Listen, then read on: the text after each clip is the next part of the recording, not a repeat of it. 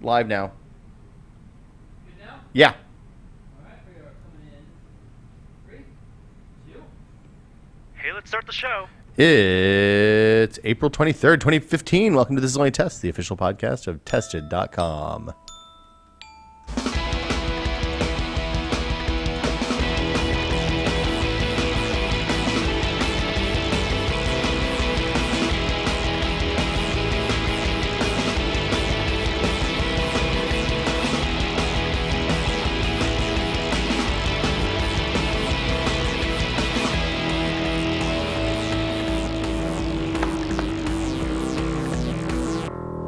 I'm Will Smith, seated directly to my left with a delightful space gray MacBook. Norman Chan. It's not champagne. It Thank is. goodness. That is a lovely, lovely shade. It's a really nice looking laptop.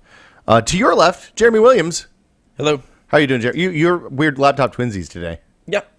How are you doing, sir? I'm doing quite well. Thank you. I'm experiencing a new coffee. Did you go to that new place? Yeah. Are you pro or con? It's delicious. I think it's much better than the old place. I'm glad you have it. Was there a big giant line, or was it? No line. So the only time I've been there was a big line, but I think it was No. like coffee break hour Where at is this? in the building with Airbnb and all that, past the burrito place. Where the shootings were. Where the shootings were. Oh my gosh. No. Yes. No shootings today. No shootings today. No, it's where Airbnb is. But it's Blue Bottle. Yes. No, it's sight glass. Oh, it's sight glass. So it's a closer sight glass. It's about the same distance, I think, but you don't have to cross the sight street. glass is full. It's past Folsom. Oh no! But the place that you used to go is a sight Yes, glass yeah. as well. Oh, is that also? They sight also glass? sell you sight Except glass there's coffee. a Tude. Okay. Yeah, that guy's too cool. This new place I like a lot, and they have good donuts. Dynamo. They're the best. Yeah, those are things. They're those from are amazing. 24th Street. Anyone who lives in San Francisco, 24th Street, Dynamo Donuts. Really? Amazing. Go there first thing in the morning. You get the apple bacon maple donut, That sounds pretty good. and you are happy. It's a very hipster thing to have. Is strips of bacon on it? Crumpled bacon bits. Crumpled bacon's better than strips. Voodoo Donuts says strips. I'm going to go ahead and tell you, after eating Blue Star donuts the last time I was in Portland, I don't ever need to have a Voodoo donut again. Like, Voodoo donuts are good. Everybody should go get them once.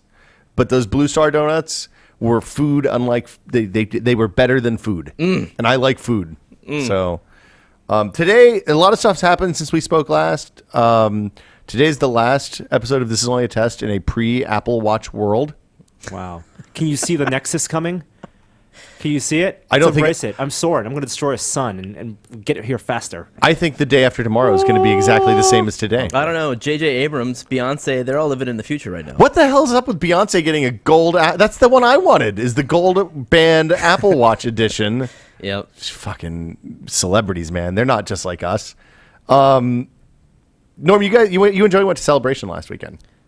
Star Wars Celebration 7. Celebrate. Was it like that kind of celebration? Was it a party?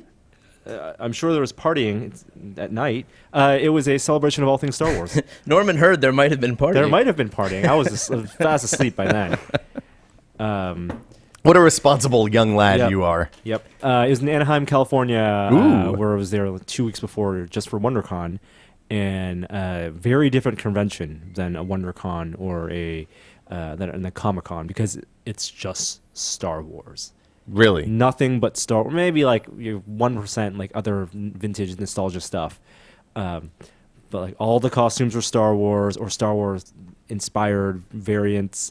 In terms of retail space, 30% just people selling toys and vintage toys, Like old Kenner stuff? old Kenner stuff, all the some Micro stuff Machines? the Micro Machines definitely had a booth. There was Was there Star Wars Lego? Lego was there with a big booth. Star Wars Lego. They saw the new not UCS, the new Imperial Shuttle, non-UCS, which was fantastic. Wait, hold on. Is it the same size as the old one? It's non-UCS, so So it's it's more smaller. scaled to. Oh, it's like the size of example- the X-Wing scale. Yeah, if you look at the old the X-Wing. difference between two X-wings, What? it's not the Ultimate UCS. Collector Series. So Lego has two. For Star Wars, they have just the regular stuff you can buy, which are really good. And then if you want to pay a ton of money, they do a UCS line, Ultimate Collector Series line, for ships that are just like 2,000, 3,000 pieces. They're massive ones. That's what the stuff we built. Gotcha. So like we've built you can before. see if you're watching on the set, R2D2 is a UCS. The TIE Fighter isn't. The big X-Wing is. The little X-Wing, not so much. And Same thing for the slave one. is not so much. But there is a Slave One UCS now. That's true. Is there a TIE Fighter UCS coming? I'm getting right to the stuff I really care about. I don't know if there's a TIE fighter. There's got to be one coming. Bearing the lead because the biggest thing was, of course, J.J. Abrams was wearing Lucasfilm. the Apple Watch on stage. Yes, Lucasfilm. It is an official Lucasfilm convention, even though it's not owned by Lucasfilm. The people who run the convention, Reed, run like C2E2, and actually it's organized by fans. So it's very they make it very true to the Star Wars fandom, where it's all built by members of the community and run by members of the community, but with some support from Lucasfilm. Like they not had George Lucas himself. like J.J. Abrams, Kathleen Kennedy were there. A lot of Bob the cast Iger, was there. The cast CEO of Disney was there. That BB-8 rollout on Yep. the big stage at the intro. So the first Oh my day God. on Thursday morning, there was the opening ceremony, a big presentation by Kathleen Kennedy and J.J. Abrams and the cast members from The Force Awakens. I'm gonna call it Episode 7 because it's Episode 7, and I don't care if It's not episode 7, Norm. it's Episode 7. Nope. They're not. They don't want to differentiate between the good movies and the movies that may or may not be good. Episode 7. So some people waited in line hours overnight to get into this room, and it was the Anaheim big amphitheater next to the convention center. Massive, tens, I don't know, maybe several thousand people in this room. And J.J. Abrams unveiled the new trailer, the new teaser trailer. Second teaser trailer, is that right? Which had a ton of footage. This podcast won't go super in depth on that trailer. The fan reaction was It was awesome. it erupted in glee and tears.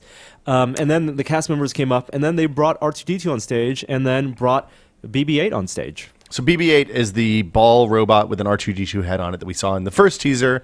He also makes a little bit of an appearance in the second teaser. But we talked about him a lot, and apparently everybody missed the story where Mark Hamill came out and said, "Oh yeah, there's a practical BB-8 I used to drive around the set." Thanks, Mark Hamill, for kind of being the one to give that away. What's wrong with that? Nothing. Oh, I wrong think with it's it. great. He just kind of mentioned casually, "Oh, it's great to have that on set," but the first teaser, you see him rolling that across the screen, and that one I think we all agreed was a CG one, but we didn't get a sense in that shot. I don't know 1 that second that was a CG one. because it was disconnected. The head was disconnected. Oh, it's floating? It doesn't roll that. It doesn't fast. have the metal thing? Yeah, and it Okay. can't roll that fast. Norman's already an expert on BB-8. Well, I've talked to people who Yes. may or may not have seen the inside of BB-8. So, but Norm, you're saying, you know what BB-8 looks like on the inside. The BB-8 they had on stage, I'm not going to say any sources, from what I've heard, was not the one they used to film the movie. Oh. Ooh. Because the R2 was. They the said R2, that. yes. And Was that that was a Rumors. fan built? So that was an R2 Builders Club member built R2, yeah, right? I think Oliver Staples, I want to say his name is. But he's like the UK equivalent of the top. He's one of the top tier R2 builders in Europe, right? Is my assumption. That's what Mike Yes. Senna or Mike McMasters. I can't remember who we were talking Yeah, to. one of the years Oliver, ago said. Oliver Steeples and Lee Towersey are the members of the R2D2 Builders Club who went overseas or from the UK who built the R2s. That's amazing. Like that remains an amazing story to me. Oh, yeah. I mean, it's like Adam tells a story of the guys who made the Adventure Built hat, and then they did the hats for the last Indiana Jones movie. Hold on, which wait. may or may not exist. Yeah, I was going to say. So BB-8 in that trailer, moving quickly, but we also didn't get a sense of scale for BB-8. How big was this character? In the trailer. In the trailer, because if Right. you think of the head, if you look at R2-D2's head, and they have similar heads. Yep. R2-D2 is a big dome. Yeah. That aluminum dome. If BB-8 was to scale of that, it would be like the size of one of those giant Well, it wouldn't exercise fit, balls. It wouldn't fit through doors. No. And No. and I like from the camera angle and the distance to the ground, I felt like he was pretty small. I felt like he came out bigger than I was expecting him to be. So he's small. He's about I would say maybe like 3 feet tall or so. I don't know the exact measurements. He looked like he was below waist height on most of the people standing yes. on stage. And we did get a chance to go up close with what I believe is the actual shooting model of BB-8, non-moving. Lucasfilm brought costumes and props from the film to show in a display room, kind of like that Game of Thrones exhibit that we went to in South by Southwest last year, except fewer costumes, but it was a perfect amount. They had Is it all stuff from the new movies or some all old stuff and from the new movies? It did reveal some new characters that weren't named, but they had Boyega's a character, Finn, wearing a jacket. Nice jacket. They had Rey's costume. It's Daisy Ridley's costume, where she has the goggles. She's the one who gets on that speeder. And She has speeds the off. cool, big, tall, fat speeder. She has the speeder bumper thing Okay. with a staff. Really cool costumes. They had the villain unveiled. Kylo Ren, I think, is his character's name, and his lightsaber, the cross hilt. It is a lightsaber? Oh. Did they label it as a lightsaber? Let me see. I have a photo. You had of an interesting the label. commentary in your video about that, which was it didn't look like It looked very hand-built. A Jedi Master had built it. No, it looked like you see the exposed wires. Yeah. Like blue wires, and it really looked like very not steampunky, but scratch built for sure. I mean, that was a lot of the speculation from fans after that first trailer with the cross lightsaber is that, oh, this is a dude who made a lightsaber but doesn't know how to make lightsabers. And that would maybe explain, we're Yeah. going into speculation territory, explain the flame bursting nature of that blade, of those 3 blades that pop out of it. That was 3D printed, actually. Really? It said 3D printed, and I could not see it. It was one of the finest. It was painted. Painted Yeah. afterward. Yep. Yeah. And then several stormtroopers, the new stormtroopers. So here was an actual big deal. We will go back, loop around the BB-8. Joey, put your headphones on. No. Okay. He already has headphones Okay, on. good. The new stormtrooper armor was unveiled at the show on stage. They had the stormtrooper armor. They actually were replicas. So this costume company, replica costume company, Novos, which cosplayers will know, they make very high quality, very detailed officially licensed costumes from Star Wars, Battlestar Galactica, and also Star Trek. They worked with Lucasfilm and have built out dozens of That's prototypes already of the new stormtrooper armor and gave it to members of the 501st Oh my God. Well, to that- wear and walk around Star Wars Celebration. Okay, Oh wow. Yeah. that is a smart marketing move. So the 10 troopers that came on stage, if you watch the live stream, those were all They're Novos members and 501st That's members. cool. I Wow. believe the guy who runs the RPF, Art Andrews, was in one of them. Went on stage wearing not the film shooting Yeah. costumes, but as close as you can get right now. And it was really cool because I bumped into some 501st members. One guy with his buddy. They had handlers, all of them. All the stormtrooper guys had handlers. Oh, I'm sure. Were there places that they wouldn't let you photograph and stuff, or not really? Everything. Oh, that's awesome. They were inspecting the helmet, and they were already nitpicking it and picking it apart. It's like, oh, this seam looks like it's actually deeper in the trailer than it is on this prototype. You can tell it was a custom sculpt and not like a recast of the It's original like comic model. book, full on comic book guy. It was fantastic, and they're going to be selling. We have a video coming out for that soon about the Lenovo Stormtrooper armor. And they're going to be selling that at the end of the year. Yeah, super cool. Also, Lenovo's just announced that they are selling the original Stormtrooper armor. Wow, really? Well, they've always sold the original Which original? Which original? the original Episode 4, 5, or 6. One of the 4. I'm not sure which one it is, but Okay. I think it's a 4 one. But which they've always sold before. But they're selling it as a kit, completed helmet, cast parts like vacuum form parts, including the bodysuit, everything you would need to make the Stormtrooper armor. And then you have to do the painting yourself? I think you just have to do some finishing and assembly. Hey, Norm, we do these one-day builds. I know. Guess how much? $1,000. No. Jeremy, guess how I'm much? gonna go for $8,000. $2,500. Let me put some context. The completed Lenovo Stormtrooper armor, if you want to buy it and just be able to wear it out of the box, Yeah. is $1,500. So $850. There's a pre-order period that if you're listening to the podcast right now, the pre-order period ends on May 4th. Appropriate. May the 4th. That's the dumbest holiday ever, just for the record. $350. I'm in right now. Is this full body armor? Full body helmet included. That's nuts. I mean, on one hand, you can that's almost cheaper than you could make a cheap vacuum former and buy the plastic styrene if you sculpted the chucks yourself. Yes. If you the price does double after May 4th, That's still pretty good. and it won't ship till Q4. So it's it's their Kickstarter type pre-order system on their website. We're in talks. We're gonna get some. I can imagine people in the 501st who've invested years of their time, iterating on their Stormtrooper armor and perfecting it, and who've spent maybe thousands of dollars on it already. they're picking up regardless because they can use this to modify and make their zombie spare stormtrooper. parts too, yeah. Spare parts.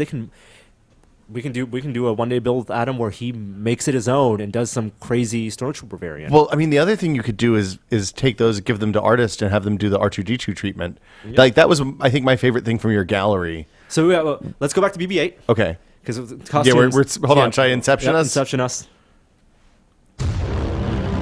Okay, up a level. So BB-8, so they had stormtrooper armor on display from the original movie, from the new movie. They had the new flame trooper armor, the new snow trooper armor. Flame Trooper.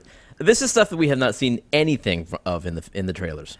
If you watch the new teaser, Yeah? and there was that one shot right in the middle of the teaser, is actually the thumbnail on YouTube for the trailer, so it's right in the middle. Yes. Where all the troopers turn around, and you see that field, not the one where they're getting shot with the TIE fighter. Yeah. You can see on the side that's actually a There's snow a planet. flame trooper. There is a flame trooper and there's a snow trooper. Well, the snow trooper, there's a shot of, right? Yeah. Yeah. Well, there's there's I don't know if there's a straight on shot. There's like shots of shadow troopers with capes, red capes, the new TIE pilot with the red stripes down his helmet. Right. That stuff looks all amazing. The flame trooper looks intimidating.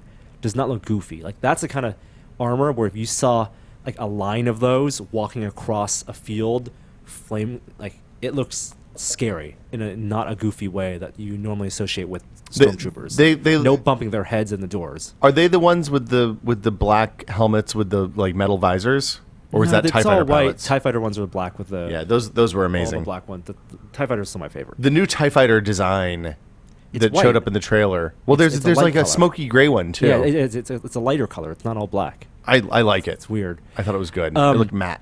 BB-8 basically confirmed that it's Sphero technology. It's absolutely confirmed that it's Spiro technology now. So the thing that we said when we heard Mark Hamill said there's a practical one on the set is absolutely true. It is a hamster ball like robot inside the ball. Something pushes up on the top to keep the wheels of the robot pushed up against the outside edges of the ball so it can keep rolling. And then on that top thing, there's a series of magnets that it seems like can steer the head independently of the movement of the robot. My hunch is that if they're actually, the ones that they were using on set, just like with the early R2D2s, they had one that was the rolling one and one that was the head movement one and one that was the little arm coming out and jacking into the data socket and all that stuff. So probably for shooting, they had a whole bunch of them. But the one that they rolled out was amazing in that it could roll. The head could move independently of the movement, which a lot of the early theories that we saw were that it had all the motors and electronics were in the head, and the ball was just a big dumb ball underneath it that the motors were steering with, and it was balancing on top. What makes that look so good to me is that it actually looks like it's being puppeteered. It is being puppeteered. I know, but it's being puppeteered remotely rather than by a physical connection. So the fact that servos or what magnets and all of that can actually communicate that analog motion of hand movements is amazing. You have to give a lot of credit to the actual the puppeteer to like as much technology as you can bring it. We can bring a Sphero in today and try to drive around, but we can't give it as much life as what we saw BB-8 on stage or in the trailer. Like the subtle turn of the head, the shyness of a character, that's all in the puppeteering. The vocal tone is Eve-like from WALL-E, Yeah, I mean, it's their. Hopefully, this is their Jar Jar Binks in terms of like this is how they're trying to connect with kids in this movie. Whoa! But instead of failing, wow, sick burn, bro. Instead of failing, it will be a huge success. Well, I mean, if you look at the Star Wars movies, it's always been the story of R2D2 and C3PO, right? That they're the way the story is told. They're the eyes through which the story is told. Yes. Through all of the parts of the film that I want to talk about, and like they're the only characters in all 6 films. No, Chewbacca's in. You're right. No, Anakin's in all 6 films. Well, I mean, the actual characters. That's true. No, you're right. Anakin's in all 6 films. I mean, on the surface, it's the story of Darth Vader, but it's told through the eyes of R2D2 and C3PO, and they're the kind of they move the plot forward in most of the film. So yeah, I mean, if BB-8 ends up being that kind of character, the other thing that was missing, I think Jar Jar Binks was meant to be the Chewbacca though, more than like Chewbacca was the thing that that kids reacted to when with the original trilogy. Big furry guy. Big furry guy. And since Chewbacca's in this, then that won't be a problem, hopefully. Yep. Anyway, there's going to be a toy. There's going to be a Sphero toy. You can buy a BB-8 for Christmas, unsurprisingly. It leaked out the silhouette, or maybe even a photo. They have of a it. teaser page on Sphero Yeah, now. you can sign up for info. The rumored price, which I thought, how much is Sphero? $100. Yeah, $150. Reasonable. Seems right. Yeah. Seems reasonable. People have already hacked their existing Spheros and painted them to look like BB-8s and got them moving with basically Sphero with magnets, adding another magnet system. Still to be keep fun the to head in design place. your own, I think. Still be fun to make them. The amazing thing about it is that it can move the head without moving the ball underneath. That is incredible. Yeah. Because the hamster wheel holds it in place, you can move the head a little bit. So here's my question: is that a system where the same system that moves the body is just then detached from the main body to move the head, No. or can you roll and then also move the head at the same time? You can roll and move the head at the same Are time. you sure about Looked that? like it, yeah. I Watch don't the know. watch the film. Norm's a BB-8 expert. Because it seemed like BB-8 would roll and the head would like compensate and stay in place, but when it stopped, that's when the head could actually The do head it was moving. So the head was definitely turning when it was Mm-hmm. rolling. I don't know if it was moving like on the axis off of the top point of the ball. There are a lot of like fun schematics that fans have kind of cross sections Yeah. that they've drawn up. They've imagined. They've imagined. Yeah. My favorite's And one with actual hamster. There's inside. actually a little tiny Kenny Baker inside running as fast as he can. Hopefully not. Did Kenny Baker rotate the top of R2? I think so. Or did he just... Yeah, he must have, right? I think he was. I think Kenny Baker was only inside R2 when it was two legs, right? Isn't that right? I don't know. Not when it rode I on think when the wheels? third wheel was out and was Yeah. rolling, it was an RC That car. makes sense.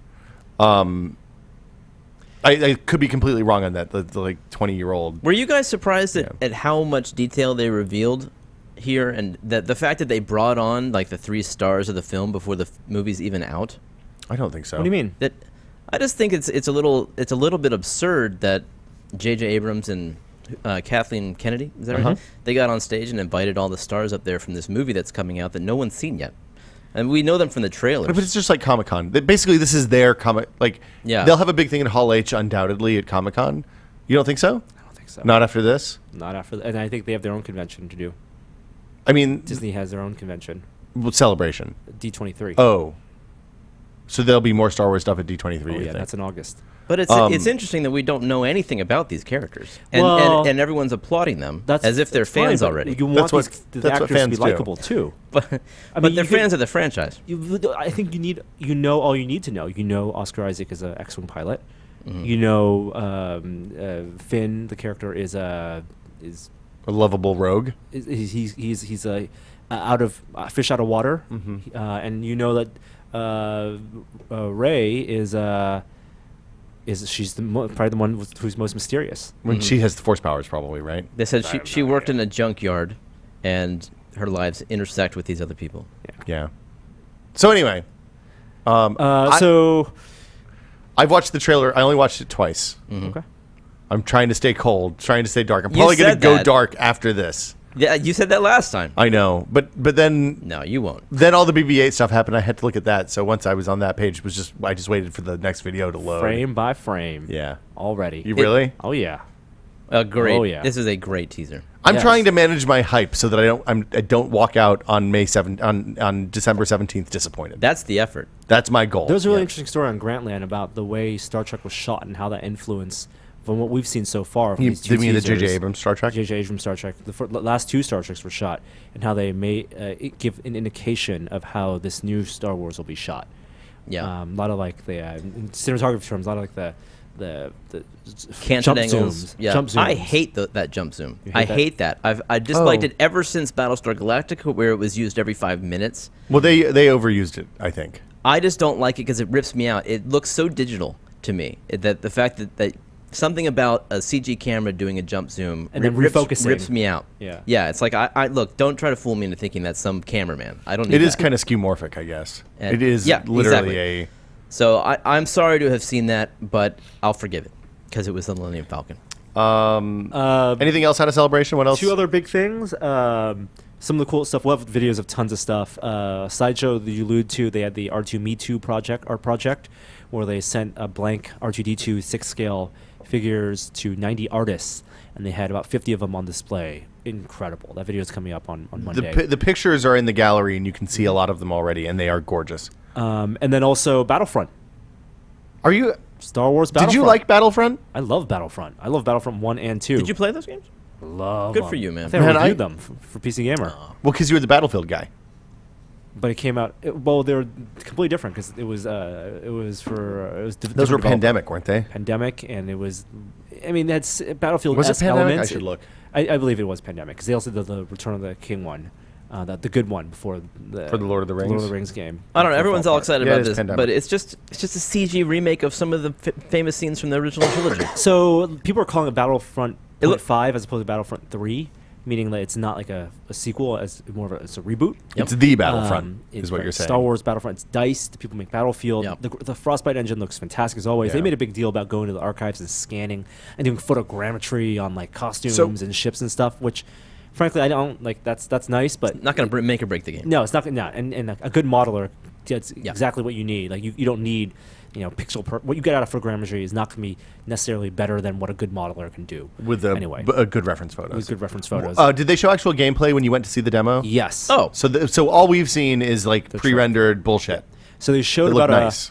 a 5-minute sequence, and the caveat here is that one is it was the same Endor map that you see in the trailer, most of the trailer, and two, it was a standard. Even though it was in game on the PS4, it was a very standard scripted demo, meaning like this is multiplayer, but people are running around as if it was single player, trying to interact and trying to convincingly.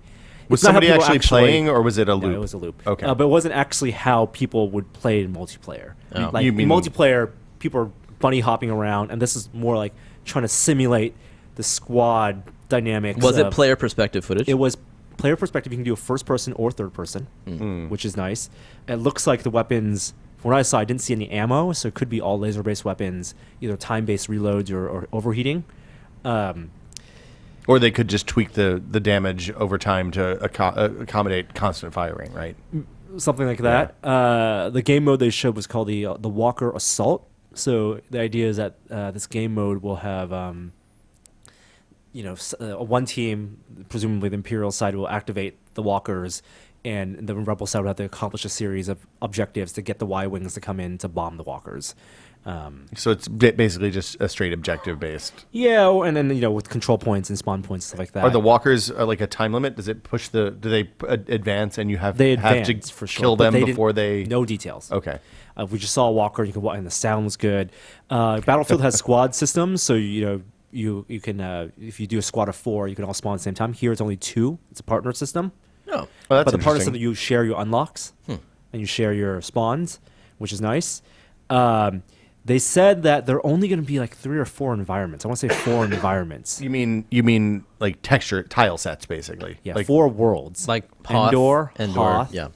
and then I 2 want to others. say Tatooine, and then some lava planet that might have been from the prequels. But all I- so it I might think go the- into the prequels. I don't know if there was a lava planet that wasn't in the prequels. I thought the desert planet wasn't Tatooine. No, so maybe it's not Tatooine. Maybe it's a desert planet from the Force the Awakens. new movie, There'll be yeah. that'll be a free DLC. That's interesting. Doesn't sound like there'll be a ton of maps. I mean, that would be a ton of new characters too, right? Player models. This is an interesting Maybe. thing, and it reminds me of this kind of, forgive me, synergy that the Matrix tried to do with the movie launch. You mean Enter the Matrix? Enter the Matrix.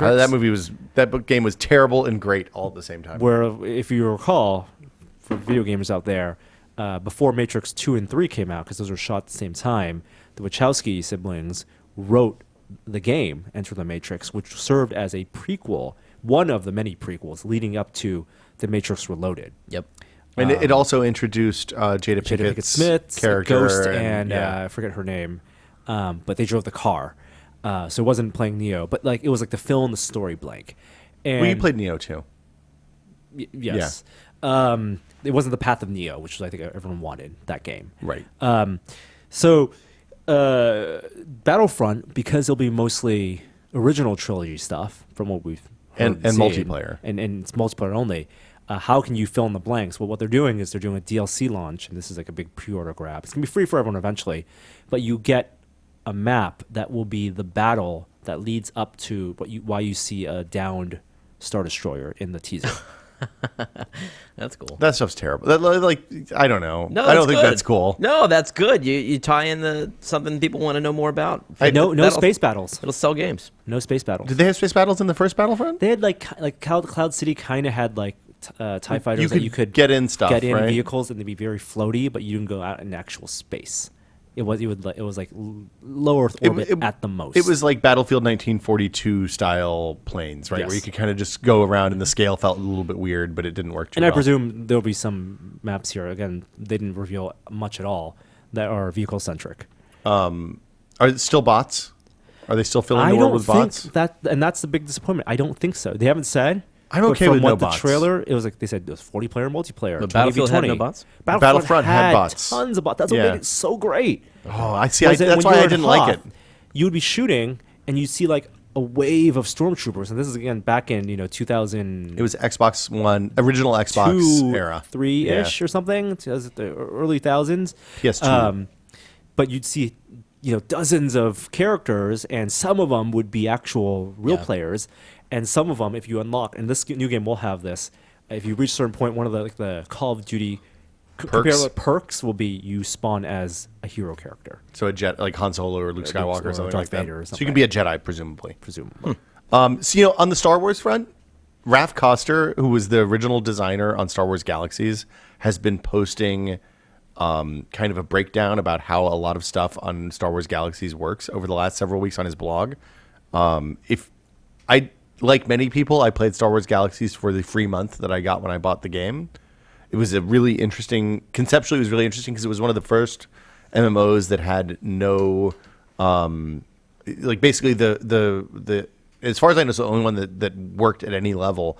But like the players built there were starting areas, and then the players built all the towns and all the crafting stuff, and had this incredible crafting system and this really, really deep kind of job system where you could be like you could gain skills in things like giving players haircuts or dancing and singing so that they would be rejuvenated after battle and stuff like that. It was a really incredibly complex game for the time that it came out, and it failed spectacularly multiple times over like the 5 or 10 years, however long it lasted before they shut it down. But if you want to know if you have any interest at all in how MMOs were made prior to WoW, they've been fascinating reads. I'll link them on the site in a quick link. That was pre-WoW, wasn't it? I think it was pre-WoW. I forgot that. But his website is just raphkoster.com, R-A-P-H Koster, Koster.com. And like the best of the blog posts so far, I mean, they're all interesting in their own ways. The best one explains how the Jedi system worked in that game. And if you remember, everybody wanted to be a Jedi. They had a mysterious Jedi system where you had to complete it wasn't even like completing a long quest chain like an EverQuest quest or something like that. Basically, you just had to do some stuff, and it was different for everyone. No one knew exactly what it was, but you would have to. He explains how it worked at the beginning now, and it was a fascinating read. I remember it being a really big deal when the first Jedi appeared. Everyone started following them. Well, so the thing that he said is that when they launched, they made the scheme difficult enough that it would take years for the first Jedi to appear. And then their marketing department was like, hey, look, we need to get some Jedi so that people sign up for this game. So they had to simplify it and crank it up so that it happened within like 5 months or 6 months or something like that. So anyway, anything else from Celebration, Norm? Back up another level? There's a ton of stuff on the site already. There was a lot. It was very dense convention. It was the best thing you saw. Probably the costumes from Force Awakens. Probably BB-8 being 2 feet away, not behind glass. Just costumes in general, good. Like, what was the cosplay situation like there? A lot of. It was at WonderCon 2 weeks before, so it was a lot of the same people, but a lot of stormtroopers. Okay. A lot of lightsaber fights at night in the parking lot. Looked like a sounds lot of fun. I mean, I had never really paid much attention to Celebration, to be honest with you. And But it's going to be a regular thing. It's going to be an annual thing. I think next year it'd be a lot of fun to bring my son. Well, you should go to Maybe Europe. it's- maybe it's even- going to be in Europe Oh, is it next really? year. Well, Yeah. we'll We'll have to come go to back Europe maybe the then. year No, after. hey, looking for an excuse to go to Europe. Where in Europe? London. Yeah, that'll do. Oh, yeah, I'd That'll totally do. go to London. Oh, Ralph McQuarrie had some great stuff. I mean, his booth, not him, because he unfortunately passed away in 2012. But I got some Ralph McQuarrie prints. Got a new archive book. Cool. Ranch Obi-Wan was there. A lot Yep. of cool stuff. Prop store was there. Bunch of old friends. Yeah. Google announced Project Phi. Project Phi. Project Phi. It's their MVNO, which is a mobile virtual network operator, which means that basically they buy space on LTE bands from a couple of carriers in this case, T-Mobile and Sprint. And basically they're doing a really low-cost data and voice network for people who have Nexus 6s. So if you have a Nexus 6, which I think you have a Nexus 6, don't you? I do not have a Did you Nexus not get 6. one? No, I didn't want to pay $650 for it. Well, fair enough. And we did the Moto X, not the Nexus 6. Very similar. Okay. But the idea is that you need to have hardware that is certified largely in the SIM card and also in the radio on the phone. Nexus 6 is the only one right now, but more will come. But the idea is that special hardware allows you to seamlessly transfer signals between Sprint, T-Mobile, which Sprint, I believe, is CDMA, Sprint is CDMA. and T-Mobile's GSM. Yes. So that's interesting. And then I think that matters less with LTE, though.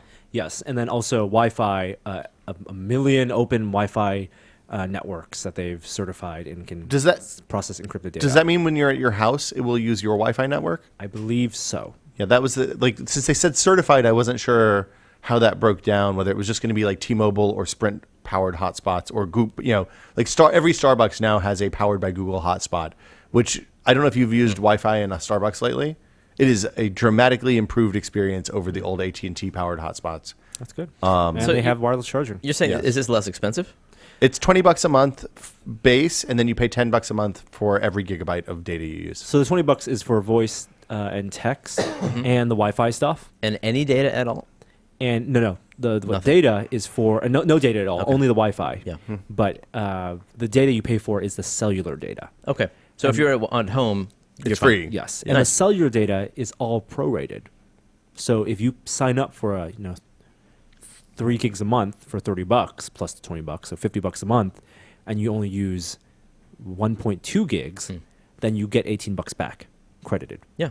I mean, looking at the catch on this is, of course, that you can't buy the Nexus 6 on a contract with this. So you have to pay the full price for the phone, which is $650.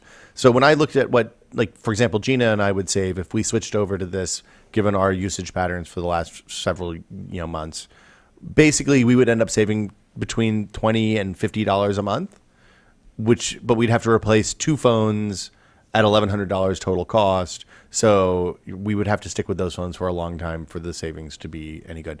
However, if you already have a Nexus 6 and you're off contract, go nuts is the takeaway I have. Yeah. Like conceptually, I like living off contract better. I'd much rather just pay for my phone and not be locked into a carrier. Yeah. But none of the carrier rates are based on that model. None of the carrier rates are based on this model. No. The other interesting thing about this is it's international. So if you go to T-Mobile countries, Same rate? You see, it's just built in. Huh. Is my understanding. That's cool. Yeah. So, like for people who travel a ton, if you're currently running, if you're back and forth to China or to Europe and you're running 2 phones, this will be much, much cheaper, presuming you get the coverage that you need where you're going. So, Interesting. Yeah, And you're saying you can make cell phone calls over your home Wi-Fi using this yeah, you system? can do that with T-Mobile now too. Oh, no kidding. Yeah, it's part of their uncarrier thing. I think Sprint even has a thing that lets you do that too. But I know T-Mobile does. Steam VR dev. Wait, hold on. Oh. VR minute. Do you have that? No, nobody submitted anything. Yes, someone did. Oh, Yeah, they they sent it did. to you. Yeah. No, they put it on the yeah. site or something. Oh, I didn't see it. Yep. You gotta show me that shit. And here's the VR minute. Okay, Norm, you go. Steam VR dev applications are finally online. So Steam VR coming out at the end of the year, made by HTC and the HTC Vive. If you are a VR developer, which we are not, you have to fill out an application form letting Valve know what type of game you want to make with this, and they will send out a limited number this spring For free. for free. For free. Do you think that? I think that Steam already has a pretty good idea of who they're sending these kits to. Well, No way. obviously they cherry picked the ones they wanted to Yes. send them to, So and, this and is- now they're opening it up, and they'll be very selective. Right. Exactly. But I'm just saying, if you look at partners who've worked with Steam on a lot of their summer promotions and stuff like that. Stuff like the potato, like the potato thing with Portal. Was that Portal 2? Potato thing. Yeah, remember they had that potato promotion where it was a Steam badge thing or something? Sounds like Portal 2. Yes, I might have been Portal 2. But they do, basically tied to their big sales, they usually have some sort of big meta game that involves buying stuff, trading cards, earning cards in games, et cetera, et cetera. And they work with I would say a handful, but it's a lot of developers now, to integrate that stuff in their indie games usually as a way to kind of drive interest in those games, the games that they like. So I would bet that a lot of those guys already have kits, and that this is to open it up to more people. Perhaps people who've been building stuff for Oculus I think that's or exactly Samsung Gear it. VR. This is for, and Well, they still haven't announced what engines they support. So that's my I question. bet they support Source. I bet they do. I'm but putting my money there. a lot of developers who have been developing for Oculus are going to be developing on other engines. Unity, Unreal. And I want to know what they're going to support and if that's going to be a part of this new rollout. I think realistically, if they're planning to ship at the end of this year a consumer version, Yep. they have to support Unreal and Unity. Hope so. Yeah. I think it's what's most reassuring to me about this, especially them giving it away for free, is the symbol of what kind of an investment this is for Valve. Yeah. Like they're serious. They've already put in millions to their R&D, but now they're putting in hundreds of thousands just to support the developer community and plant these seeds for the VR to happen. Well, they want to make sure. Potentially millions, just to be clear. Sure. If they're sending out, if these are going to be $1,000 and they send out for free. 3,000 of Yeah. them, that adds up fast. And I'm sure they've built a team for developer relations Yep. to make sure that the It's content super smart. So what that's going to do is it's going to create, a lot of games that are available at launch, which who even knows when Oculus's launch is going to happen. Well, speaking of Oculus, there's speculation that CV1 will not be in 2015 based on a Facebook earnings call. Not actually confirmed, but people are freaking out online, Oculus fans. On the good side, though, if you have a Samsung Galaxy S6, like me, you can pre-order the Gear VR 2 That's nice. It's on Apple Watch Friday. tomorrow. Apple Watch Friday. You can pre-order it then. You can pre-order. It comes out May 15th, I believe, in stores. You can either it's in Best Buy only to pre-order on the 24th. If you want to buy it directly from Samsung, you go on May 8th. Any on specs Samsung's on it yet? website. I don't believe there are any. They said it would be smaller, lighter. The phone is definitely smaller. It has than- battery lighter. pass-through now. Battery pass-through. But there's is it a active smaller cooling. FOV? That's my concern. Because it's a smaller screen. That is a very good question. Thank you. We'll see. Leave it open. We will know when the pre-order website hits tomorrow. You'll grab one, I assume. Norm's going to get one as Right. soon as he Yes. can. Yes. Oh yes, yes. So in the And that's the VR minute. After the Apple Watch stuff hit last week, Google announced an update to Android Wear. Oh, yeah. Did we talk about this last week? We did not. Okay, I happen can- this week. Is it out? It's not. 3 weeks, several weeks, and only on the LG, the Fufu LG watch first. So it's like the Wear updates have the same problem as Android phones, where they announce an update and then it takes an infinite period of time between the announcement and when it actually releases. Indefinite. Oh, sorry. It just feels like infinite. No, well, Apple does the same thing. No, I know, but the difference is everybody that gets the Apple one gets it at the same time. The Android folks get doled Yes, out. It's the same. It's the same problem. So new Android Wear update will tap into the dormant Wi-Fi radios in some of the watches, so you have Wi-Fi syncing. That's exciting. Which means if you have your phone, not on your pocket, you can still get the push updates Do you? as long as the phone's connected and your watch is connected. On the same Wi-Fi network. Doesn't have to be in the same Wi-Fi network. Oh, that's They interesting. go through Google. Hey. Yeah. Oh, it doesn't have to be on the same Does Wi-Fi not network. have to be in the same Wi-Fi network. Do you guys walk around your house without your phone in your pocket anymore? Yes. Yes. Really? I walk around the office. When I go to the office, the phone goes on my desk. I'm best friends with Find My iPhone. I have. As I've replaced pajama pants, like sweatpants and pajama pants that I wear around the house. Yeah. I've exclusively bought them with pockets now. For the phone? I mean, because I always have the phone on me. You should just get pajama shirts with a shirt pocket. What I should do And a is pocket protector. What I should do is get a case that I can wear to a chain around my neck. Horrible like idea. style. I wouldn't put a cell phone anywhere near my heart. It's your brain that you got to worry about. The heart's probably fine. We can replace those. Did you guys see anything else in the Gear VR? Yes, a bunch of stuff. So right now, Gear VR, this is actually a really interesting differentiator between Android Wear and Apple Watch. and just ecosystems. Well, there's some UI streamlining, so the way you scroll through the applications and notifications is going to be a little smoother. Hopefully, performance is better. But one of the things that they're allowing is other applications to tap into the dormant OLED state. So right now on the Android watch, you can have the watch in two modes. You can have it in where the screen is off most of the time until you flick your wrist or tap the screen, and then it pops on. Or you can have it. Many watches actually do this, but like the Moto 360 and the Zeus N watch, you have the time always on in a low light state, so only showing the minutes and hour bars, and so a low, infrequently updated, not very many it's pixels still frequently lit. updated, but not many pixels lit. Yeah. Right? Until you flick your wrist, and then it illuminates to the full whatever background. Interesting. Now other apps can tap into this now. So other apps, if you want to have your Twitter app, then you can have that in a low power state, and then just get small text or white text. Good. I think it should be for up to the tweets. user to how much battery they want to use. Yeah, Apple doesn't allow that. Sure. Apple, it's Apple's off or on. Apple's solution is to put complications on the watch face, so you can theoretically put your calendar stuff there. But it seems like it's very But limited. there's no way on the Apple Watch to have it always display something on the screen. Right. Apple feels they know better. It would Well- rather the screen be off until, and they trust, I suppose, the watch's ability to know when you're flicking your wrist or looking at it to display this information. One of the things I read from somebody who'd spent, like, it was funny, most of the people who reviewed the Apple Watch hadn't actually used Android Wear and maybe had used Pebble. Yep. The thing that I found interesting about, I can't remember who said it, and I apologize, but they pointed out that from the time of the September announcement. I'm sorry. Hold on. This is a Okay. random snarky tangent. Most people who review Apple products haven't used competitors' products. This has been Norm's snarky Android minute. There it goes. I predict that you'll be back on Apple Watch within 2 years. On Apple within 2 years. Wait, what did you just predict? I predict that Norm is going to drop Android and be back to Apple within Really? 2 years. Yeah. I'm not going to put any eggs on that. No. I'll take that bet. Okay. This guy is staunchly Android. And you know what? I'll say this, and then maybe jumping ahead of myself because we haven't shot the review yet.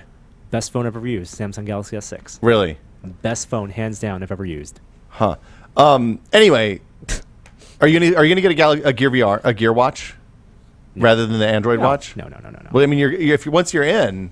No, it's compatible with Android. Okay. Anyway, you were saying sorry. My point was, the thing I was saying is that somebody had looked at the stuff that they showed at the September event for the Apple Watch and the stuff that they showed it's actually shipping, like watch faces, and all of the ones that seemed like they were going to be more battery intensive, they killed 2 of them. I don't remember which ones they were off the top of my head, but basically it was like, here's some stuff that is going to destroy your battery, eat it alive. We have turned off all of the stuff that it seems like they're very concerned about battery life.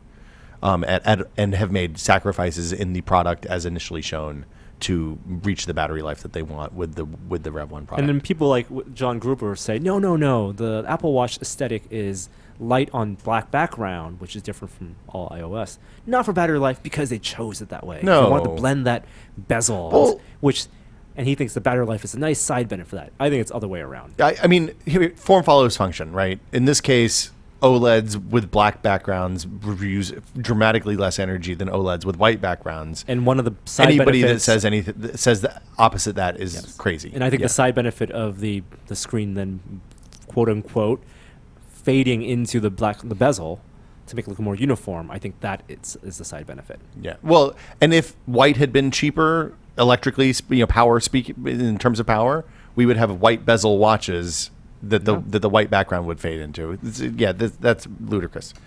So there's been a lot. We're not going to talk about Apple Watch too much. There's been a ton of people are pissed about the way the rollout has gone. Can't sell enough of them. They can't sell enough of them. They're not going to keep them in stores, except they're going to put them in a small number of high-end. What was I have the exact term in here. High-end fashion stores in very limited quantities. A bunch of stores I've never heard of. It's places that we clearly do not shop. We should stop by tomorrow. You want to go to Neiman Marcus and see if they have some Apple Watches? Is there a list? Yeah, well, there is. You saw the list. Yeah, right? but it's all like super high-end boutique places. all over, like major cities of the world. Can we put on bow ties and pretend we're... I have a bow tie. I'm not going to do this. Well, that'll be interesting to see what kind of lines there are at those stores. Yeah, I bet there will be lines. Yes. I bet you'll see Those people are going to be like, why the fuck are all these people lined up out You here? see the gray market, scammers Yeah. waiting in line there. Well, so the gray market scammers, I think, are going to be less of a problem because they're releasing this in China simultaneously. Oh, are they? Yeah, you can buy Apple Watch in China. You could pre-order at the same time we could, and most of Europe as well. Well, Andrea I can never the new Burberry Andrea. Angela. Yeah, Angela. I'm sorry. Get her first name right at least. She released a video to all of the store workers, and I guess she does this weekly. Have you guys watched that Oh, video? I haven't seen know that. that. No. It was a nice video. I like to see that she's doing that. It's like the presidential address in Spanish that Bush used to do. Couldn't Really? tell He you. did a presidential address? Did he say Every week. Spanish himself? Yeah, President Bush Yeah. was he was. Is he fluent in Spanish? Yeah. Fluent in Spanish. Wow. I'm an amazing painter too. Full of surprises. Yeah. Anyway, she went on there, and I forgot what I was going to say, but it was something about the Apple Watch rollout, and she was apologizing, saying this wasn't going to be an ongoing thing, that they had to keep sending people to the website, but it was just that for this one launch, and she apologized, and she wants everyone in the store to know they're doing a great job, and they're getting great reviews for their product try-ons. Well, so- I think she's taking a lot of flack personally because this is her big first product launch, and Burberry, which high-end boutique, and this is a high-end product. The showrooming of Apple Watches it sounds like it was her strategy. We did a lot of speculation last week about whether that would be a strategy going forward. She can't control the operations, though. She doesn't know they wouldn't have the stock. But the marketing of in stores available on the 24th, that's messaging they took away now. Yeah. Like no longer do they claim that it will be available on the 24th. It's just that it's coming soon, almost here or something. The good thing about all of this is that it means that you won't be able to go line up on Friday morning to get an Apple Watch, which of all of the products Apple has released in the last 10 years, this is the one that you should be waiting to see on. Like I ordered one at 12:04 or whatever on midnight on the pre-order day. If we didn't need one for the website, there's absolutely no chance I would have spent my own money on an Apple Watch sight unseen. I don't understand. The one inconceivable thing to me is why didn't they do the try-on period before they started taking pre-orders? I don't think they realized that people were going to. I think they underestimated the Apple nut job's desire to order it at 12:01. I just can't. Whatever the day was. Really, you think that they're that ignorant? That they have done incredible studies. I'm sure that they knew what would happen. They released too many products to know there wouldn't be Apple nut jobs who would exhaust the. We probably shouldn't call them Apple nut jobs. Who would That was a mistake on my part. I apologize. Exhaust the inventories, right? I mean, that's exactly what happened, and yet Gary did the right thing. He went into the store the day after they became on sale, so Yeah. that he could try on, figure out which one he wanted, and then he ordered. But he had now has to And wait he 2 got months. burned. Yeah. June. He's really bitter about it too. Oh yeah. Every once in a while, I'll just send him an I am and ask him how he's doing, and he responds June, frowny face. I don't know. But this isn't going to be the Apple way going forward. They did say that eventually you will be able to go into a store and June buy is what they're projecting. Buy watches in Yeah. store. So it's not like their stores are only going to be showrooms, for better or worse. Inventory management problems. Yeah. Microsoft released a new Windows 10 tech preview earlier this Well, week. speaking of Gary and Celebration, they released the Rogue Oh. One, Rogue One teaser, right? Gareth Edwards was there, director of Godzilla, and they're calling it now the Star Wars anthology movies. So that's all the non-episode movies. And they're each anthology standalone, movies. right? Each standalone. This one is going to emphasize the war in Star Wars, and it's going to be a full-out war movie. No, I don't think there's going to be any Jedi, but I feel like it's going to follow the Rebels TV show because it's the building of the rebellion, and it's talking about how they stole the Death Star plans. That's awesome. I thought that was Bothan Spies, but that's the second Death Star. No, No, that's the first. That's the Death Star. first one. Many Bothans. Bothans It's going to died. be about the Bothans. Oh. So are we going to learn what a Bothan is? We know what Bothans are. They're those are those furry guys. How do you know that? From a book? No, there's a From- Bothan. That's a good question. How do I know that? It might be from Clone Wars. That doesn't count. Clone Wars counts. Clone Wars does depends count. who Clone Wars is and still Rebels canon. Counts. Yeah. Oh my Yes, gosh. extended universe. Yeah. Oh my goodness. They Hey, showed. is Kyle Katarn part of the universe? Nope, he's dead. He never existed. Forget that he's there. Because I thought he had something to do with stealing the Death Star plans. Nope. Right. That's all a fever. You know what I would love to see all out of fever all of dream. this?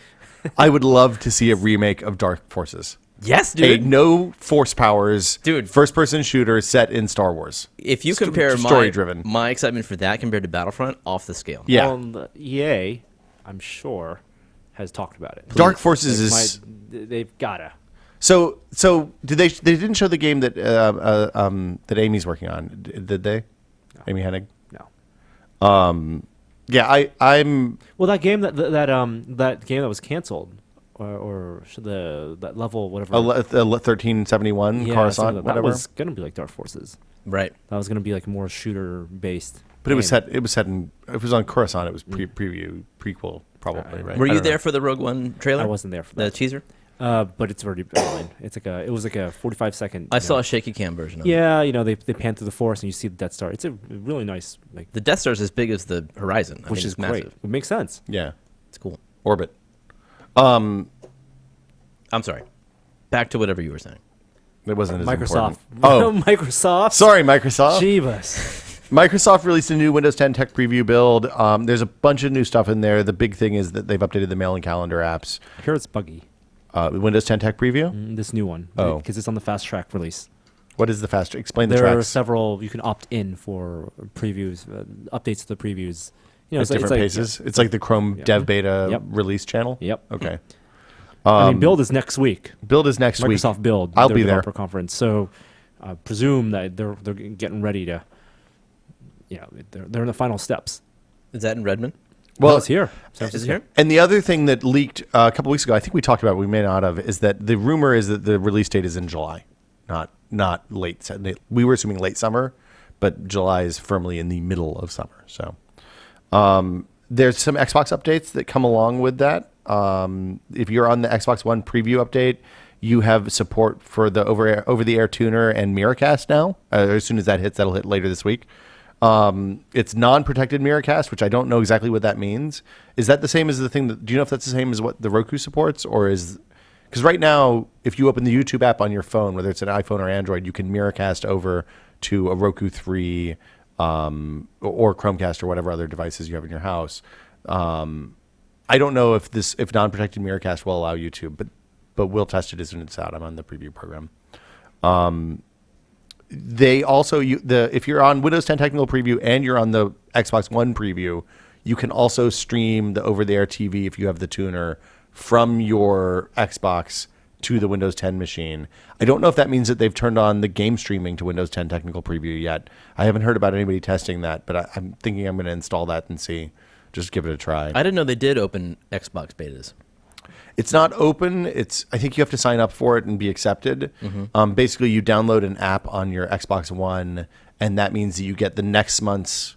Basically, you're 1 month ahead in the release schedule. That's interesting. So, and it's been pretty reliable actually so far. So, in the beginning, in the early days of the Xbox One, there were problems with updates where you'd have to manually do the update, which sucks when it's a 10-minute process and you want to watch TV or play a game or something. But now it just happens automatically in the background, and it's been remarkably stable. And I think they have a massive number of people in that preview program for like a console beta. Drone Dad. I don't know what this is. A Tennessee father has followed his daughter to school with a quadcopter. A what, father? Wait, what? Tennessee has followed his daughter. Why is to that school? relevant? Why does it have to always be about Tennessee, Norm? I'm just giving context Why did he follow his daughter to school with to a make drone? sure she was getting to school safely. Like a high level surveillance, or It like was a 5 feet it was over a her Phantom head? 2, Of course. and It's there's video always. footage. What's his plan if she gets in trouble? He's going to crash the drone into the Devil That's Doer. exactly it.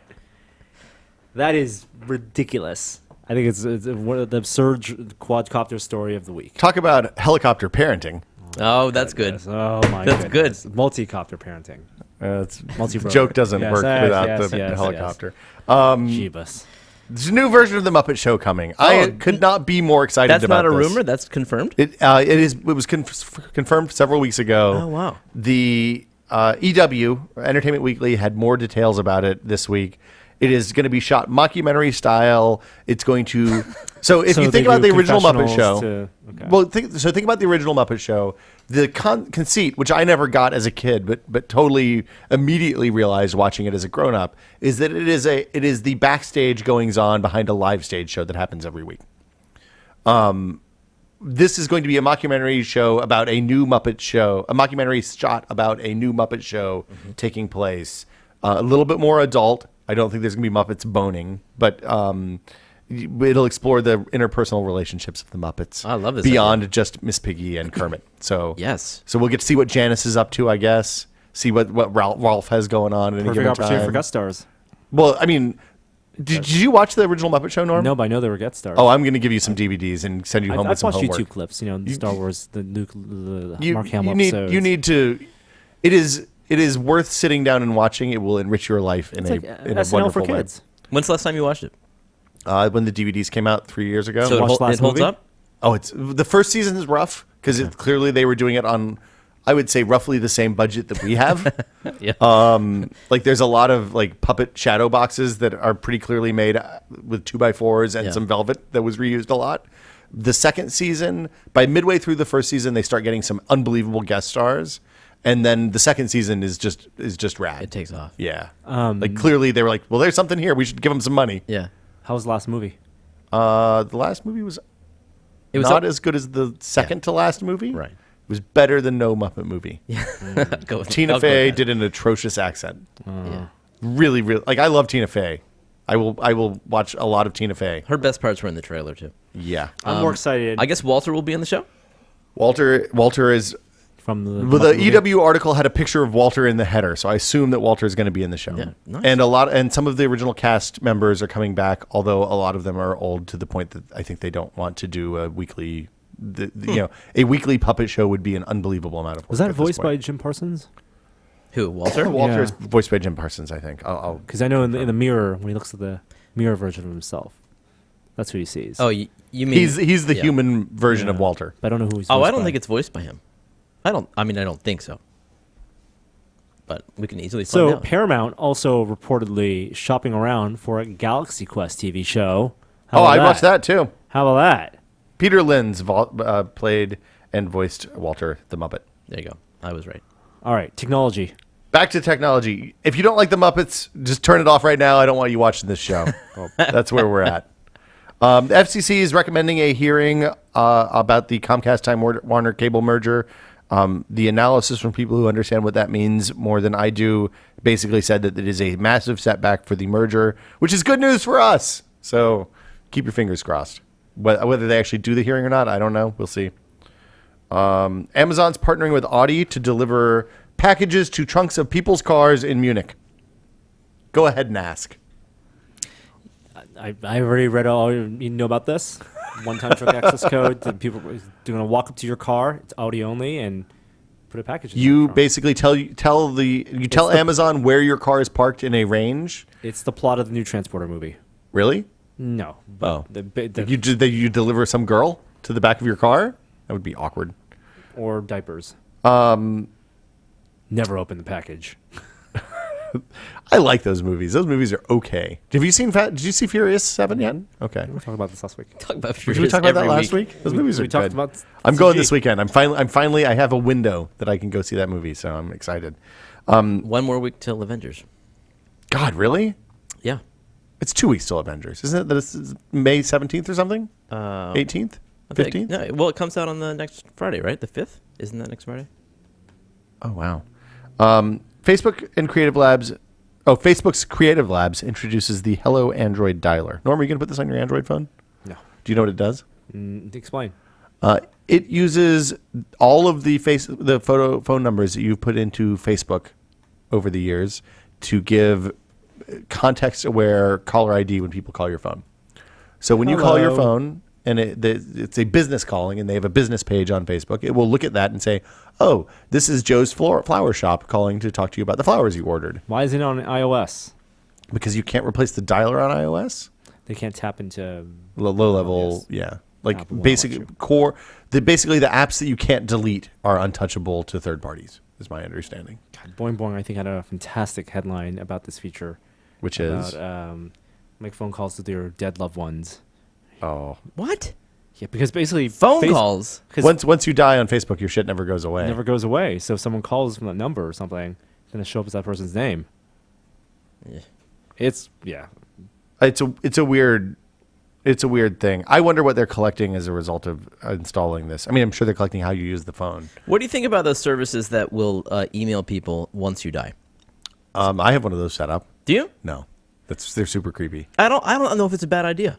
Maybe there's something you want to make sure people know, and you want to have a chance to tell them, but you don't know if you will have a chance to tell them. Well, like, I feel like there's a good reason to have a dead drop for like passwords and bank account info and all That that would be stuff for your included, yeah. spouse and or Yeah. heirs. But if it's just information, that would be cold.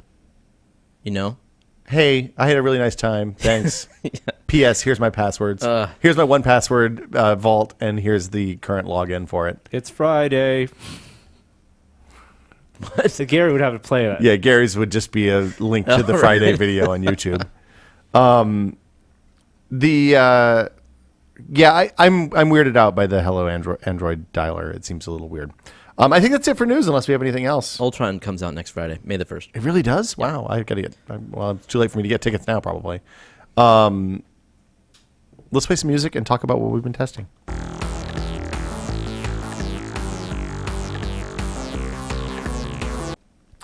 Norman Chan, you have in front of you a very small space gray Retina display laptop. Yes, we go with this first. You want to do that Let's do it. first? There's also news that also when we were testing, Adobe Lightroom 6 came out. Well, I figured we'd talk about that when we were testing. Oh, okay. We're Yeah. not what we're testing? This is what we're We're testing. going to start with this first. Very Okay. confusing. It's at the top. I mean, you can do whatever All right. order you want, but I introduced All that, right, so now the segue is totally cracked. Let's do the MacBook. Okay. It's gray. It's space gray, which is really nice. Is it the same color as space gray phones? Yes. Oh, Jeremy, you have a space Jeremy gray has a phone. space gray phone. Let's compare. At the store, they pair it next. They put it right next to a space gray phone, so you can see. It's darker. It's a little. A little, Isn't it? Yeah. Let's, I think it's space black, not space gray. Or is that the watch that's space black? Oh, that looks more similar. Yeah. It still looks, the phone looks lighter to me.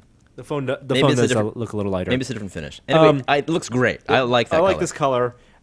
It's not night and day difference in terms of lightness. Mm-hmm. People were like freaking about how thin and light it was. I've been using the 11-inch Air for 3 or 4 years now, and This is a lot bigger screen, though, than the 11-inch Air. it's 12-inch screen. Well, but I mean, it's also it's Well, higher well, resolution. well, and, yeah. I'm saying in terms of the size and the weight, it's not like feels like paper. Right. Like it's still a laptop, and I've used thinner laptops, and but it is a very compact laptop, which is nice. That's one of the benefits they have of the fanless design. The screen is easily the best part about it. It's a weird resolution, 2304 by 1440, I believe, which is That's 16 by 9? 1610. Is it? Now, did you realize that the MacBook Air 11-inch and the MacBook Air 13-inch had different aspect ratios? No. Yeah.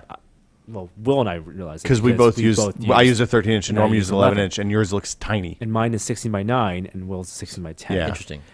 Is this 16 by 9? My Pro? Your Pro, I believe, is 1610. This is 16 by 10. Yes. Yes. I'm looking at it. So Basically, what a 16 by 10 does is gives you a viewing area that doesn't have the menu at the top. That's 16 by 9. When you have, so you have space for dock at the bottom and the Yeah. bar at the top. I still put the dock at the Putting side. the bar on the side is a pro move. So 16 by 10, the resolution is weird, but the performance is where it gets really weird because of the way that Apple does pixel doubling. Mm-hmm. Like on the iPhone, I guess 5 or 4, it was always pixel doubled, so it's displaying what looks like 1/2 resolution, but it's using twice the resolution. It's displaying a low resolution image. It's displaying a low resolution viewpoint with 4 times the number of pixels Yes. that you would normally use. So you get all the smooth corners and better anti-aliasing, and you lose aliasing. You can't for this laptop and for the iPhone 6 Plus. What they've done is they're moving away from that. What they've realized is that you can scale resolutions as long as you scale down. Scaling up is bad, as we've all known. Like trying to run a 1080 image on a 2560 display, like for video games, you get dithering. But when you oversample, when you super sample and then scale down, you actually don't notice the difference as much. People who've been super sampling on graphics cards on PC games for years know this. well, I mean, that's how super sampling it's- yeah. any aliasing works. Yes. And so for your iPhone 6 Plus, for example, even though that's a 1920 actual 1920 by 1080 Yeah. display, it's actually rendering more pixels than that, just a little more, and then scaling down. For here, the resolution options are really weird. If you want to do actual pixel doubling, you're not going to get a lot of screen real estate. Well, that's the same thing I have. That's the same way Retina laptops have always worked. So, like, the default for this 13-inch MacBook Pro is looks like 1280 by 800 display. And what's the actual resolution? Twice that. It's 2460 by So 1600. so the default is actual double. The default is 4 times the pixels, a Right. double But on an each actual axis. pixel doubling. Yes. Here, the default is not. Oh, pixel really? doubling. What's the default? The default looks like 1366 by 768, but actually And the actual resolution is like 2306 or something? 2304. Okay. When you divide 2304 by 2, it's 1702. yes. Yeah. So it's actually Oh, no, it's not. It's 1272. Is that right? 2304 divided by 2. Yeah. Oh, It's 1172. 1152. 52. Okay. Right. So if you want to do true pixel doubling, you're going to get what looks like 1152 pixels wide, So, which is not many pixels at all. That's why the default here is makes the graphics card scale up to 2732 and then render at but what you're getting is the 1366. so the problem I have on the 13-inch Retina Pro is that when you do the scaling, it gets a little hitchy sometimes. Yes, if you scale higher, if you're asking the graphics card to do more than pixel double what the native resolution is, Yeah.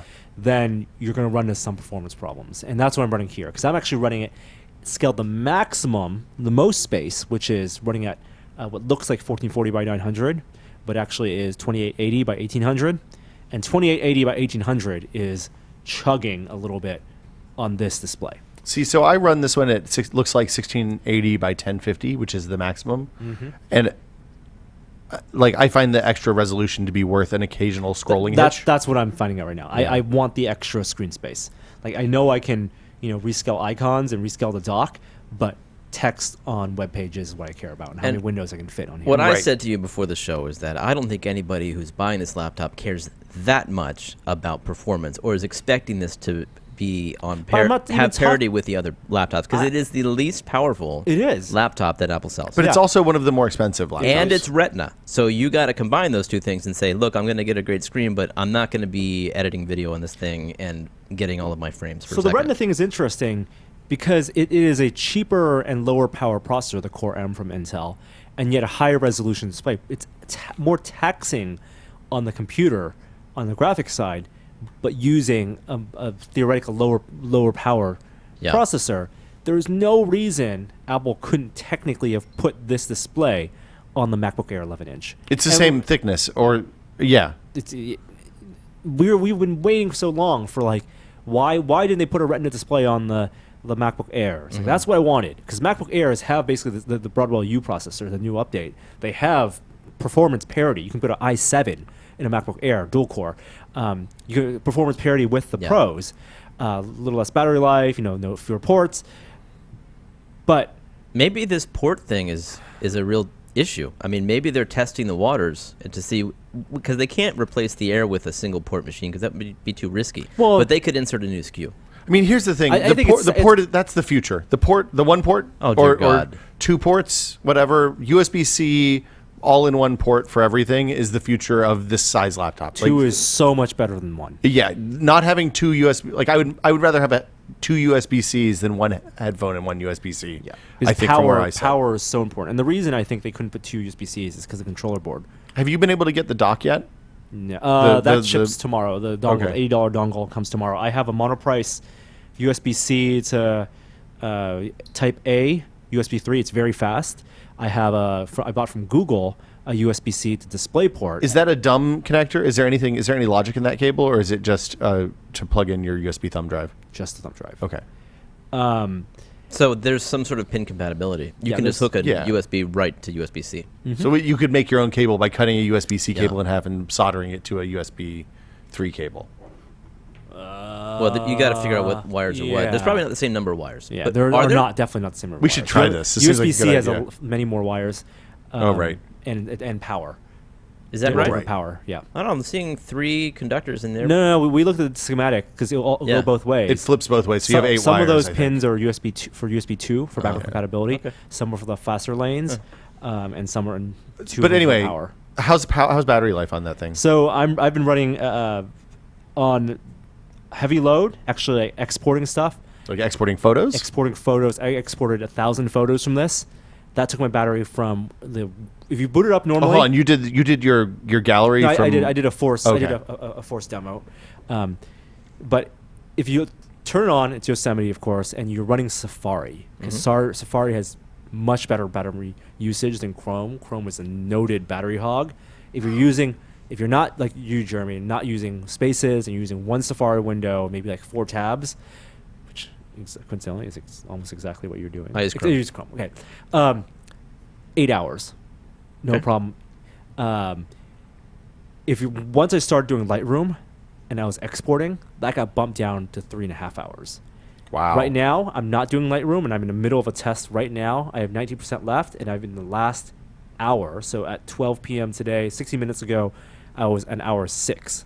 So we are starting hour 6 right now, and it says I have an hour 39 left, but that's fluctuating based on Your brightness my Chrome setting? and stuff. So- Middle 1+ over middle. So actually, it's lower right now. So to contrast, I can run 1+ over middle on the 13-inch Air, 13-inch Retina for 10 hours. Yep. Like I can get a full day of work, including a couple of hours of using GarageBand and writing to disk and stuff like that. No problem On the Pro. On the 13-inch Pro, which I think like the difference in weight is actually noticeable. Like this is, I'm not going to lift up the Pro because we're running the podcast on it right now. 2 pounds. Yeah, that is very light. I'll take the extra 1.5 pounds for battery. I would take the extra ½ pound with the Air if it had the screen. Yeah, I mean the thing that pisses me off is that there's no air with that screen. And It's asinine. All of us kind of agree that Air at some point will Yeah. get that screen. I think the air is going to go away because the thing is these little CPUs But they are need just going to get more capable. So the power So you think power price per of this watt will is go going to go down? down. If the this Air- is going to replace the air. If Yeah, the- that's it. If the Air had that screen, what would make them any different? That's the thing. Just the ports. They're not going to release this and it's Size going and to go weight. away in 2 years. Remember, size and weight for Apple is Thinness. thinness and lower weight is a price advantage. They can justify in their marketing charging more for it being Yeah. slightly thinner and slightly lighter. I think I look at the Air was the first of the thin and light laptops The executive laptop. that was actually usable as a primary computer. And we've talked about the Air, the current generation Air, being the equivalent of what was the entry-level MacBook line, plastic MacBook line of 4 years ago, 4 or 5 years ago. Yeah, I mean, here's the thing: if you look at the path of shitty low power processors from Intel over a 5-year span, and you look at like the original Celerons, you look at the Atoms, you look at the Pentium M's, all of that stuff, it starts out kind of unusable for people who have any kind of computing requirements at all, and then over the next 3 years, it gets to the point where it becomes the mainstream processor, and the high end stuff moves up into mobile workstations or whatever. Yeah. So in 3 years, these processors, this power class will be totally capable for all the stuff that you want to do. Anything that you can't do, they'll put dedicated hardware in to accelerate, and it'll be fine, and that's what we'll all be buying. But right now, this is for people who want a really expensive Yeah. laptop to browse the web. I totally agree with you. I just can't handle the one port. The one port is a total deal killer for Well- me. And the solution people are providing with a straight face is this daisy chaining of USB devices. It just looks asinine. Well, They have to add more ports. and And all you really need is the actual power port. Sure, The I mean, power port is the thing you're I miss right. the most. Two two port- USB ports. That's bare minimum. yeah. Yes.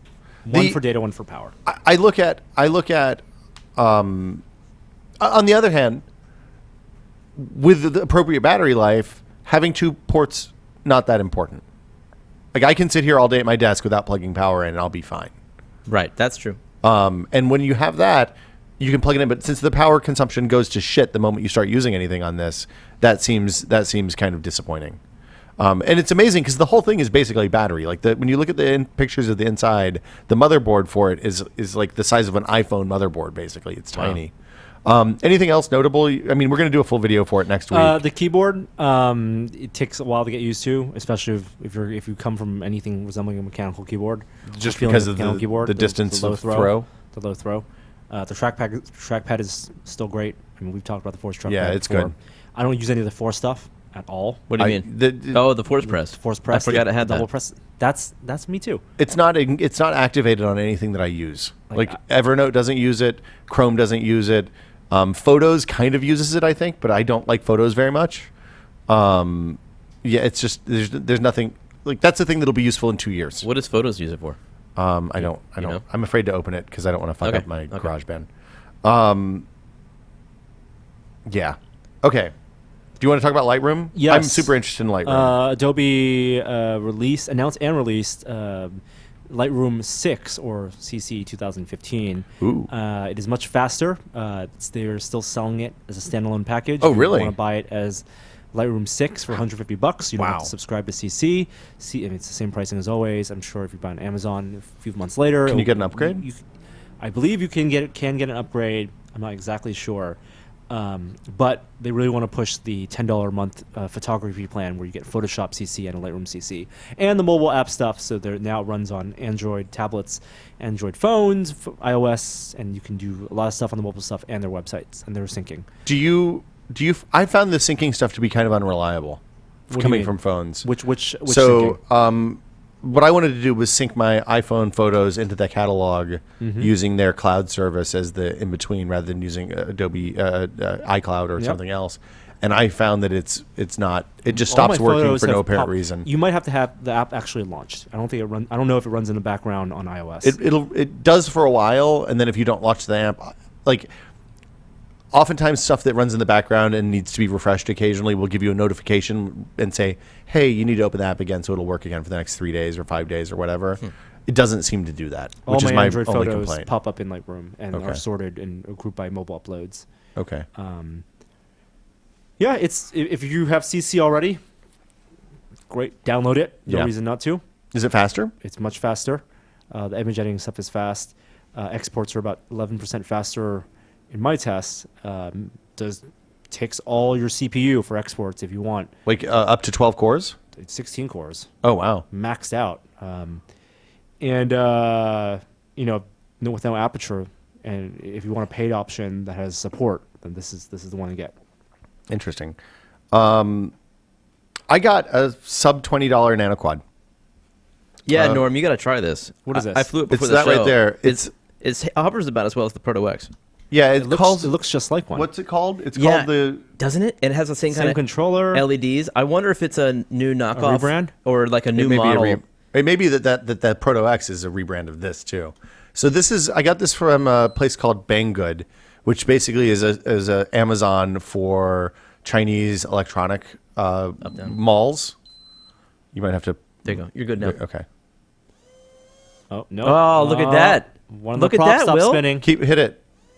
Give it a flick. Go ahead. There you go. There it goes. So the criticism of this is that the guy who said, "Hey, you should check these out," also said there's about a 25% failure rate Out of the box. out of the box. So you still, even if you buy 4, you're still under the price that you'd pay for one Yeah. expensive nano quad. You can fly 4 of them at the same time. It's gyro stabilized. Obviously, no GPS. Oh, God. I wanted to fly toward the camera. But I've been playing it for the last couple of days, and it's pretty awesome for Dude, $15. No doubt. $20, yeah. $70? This is an amazing deal because it really does fly as well as the $50 one that I have. Stocking stuffer. And it uses, I'm going to put, don't listen if you're one in my family, but they're going in everybody's stockings at Christmas.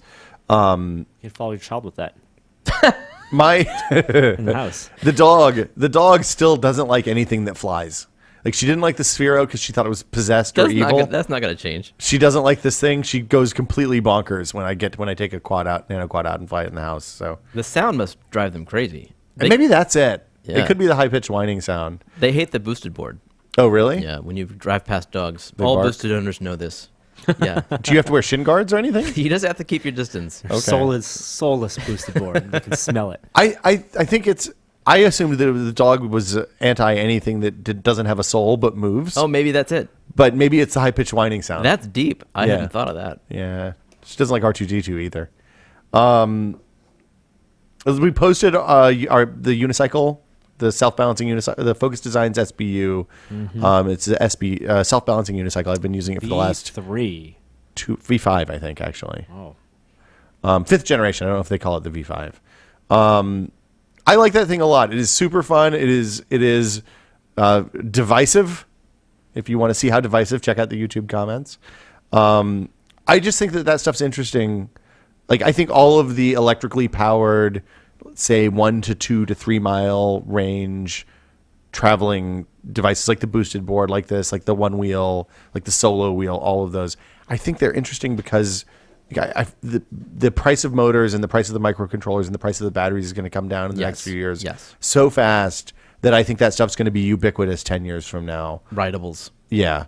And you'll just go to the store and pay $300 or $250 for something, or you'll be able to get an upgrade for your longboard that makes it a boosted board essentially. So like everything that's on the new edge of technology, it could be a complete bust, but I like to talk about and test technology when it's new and kind of raw still. Yeah. Which is why we're looking at that. Which is why I got that in actually. As computer nerds, we've been testing things that we can play with on the computer for decades, but now the new technologies are coming out into the real world. Well, the rise of phones and batteries make that stuff more applicable to the real world. The thing that I'll say about it that I didn't really say in the video and I should have is that it is, once you get good at riding it, and we shot that video 2 or 3 weeks ago, I'm much more proficient now. Once you get good at riding it, it feels like you just have to think to go. So when you lean forward, you go forward. When you lean back, you go back.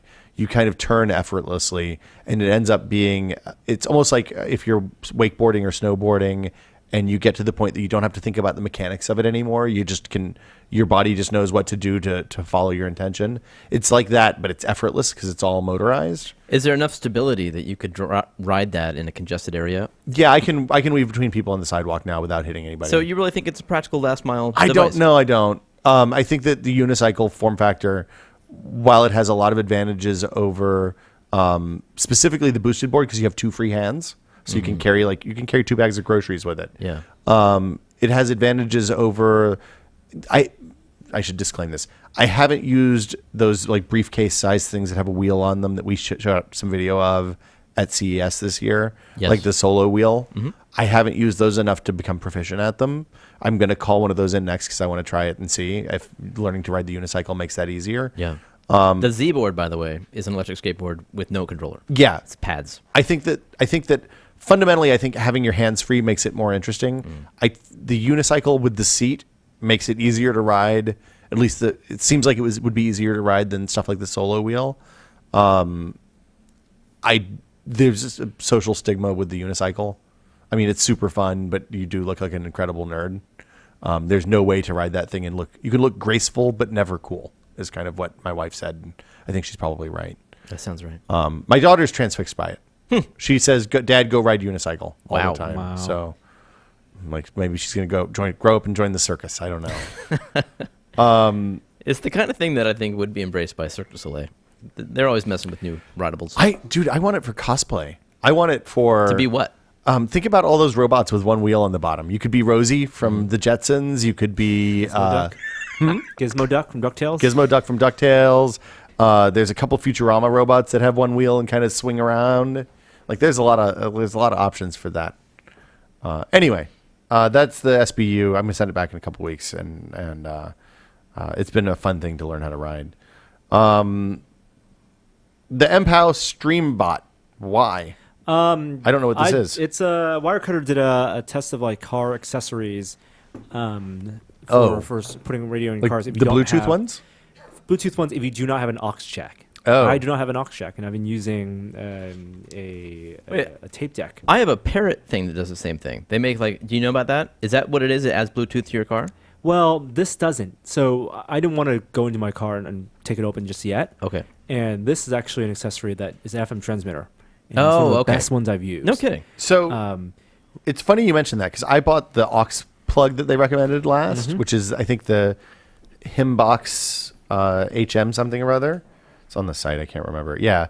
The iClever, boy, it's listed as Wirecutter's pick when you go to Amazon now. Wow. It's the iClever Himbox HB01 Bluetooth 4.0 hands-free car kit with an aux jack.